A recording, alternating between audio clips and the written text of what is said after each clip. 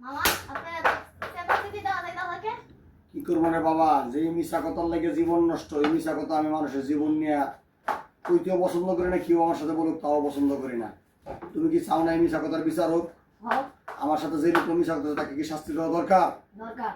আয় এদিকে আসো, এদিকে আসো, এদিকে আসো, এখানে দাঁড়াও।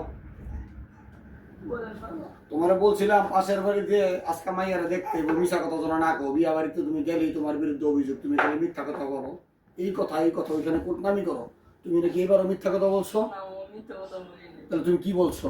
আমি মিথ্যা কথাই শুধু ঘুরাই বলছি। মেয়েটার একবার বিয়া হয়েছে, বিয়া হওয়ার পর আমি বলছি একবার বিয়া হয়েছে। ছেলেরা কিছু বলে নাই, ছেলেরা মেয়েদের খাচ্ছে চলে গেছে। আমি শুধু এতটুকু কথাটাই ঘুরাই একটু বলছি ভালো মতন। মিথ্যা কথা কই তুমি মিথ্যা বলো না, এখানে কথাটা ঘুরে গেছে। তুই কি কস? এটা কি ঠিক আছে? ঠিক আছে। কেমনে ঠিক আছে বুঝো এখন? আর মামা এরা মিথ্যা কথা বলে নাই গা, মিথ্যা কথাটা একটু ঘুরায় কথা বলছে। আপনারা তো বুঝতে পারেন নাই। আমি বুঝতে পারি না।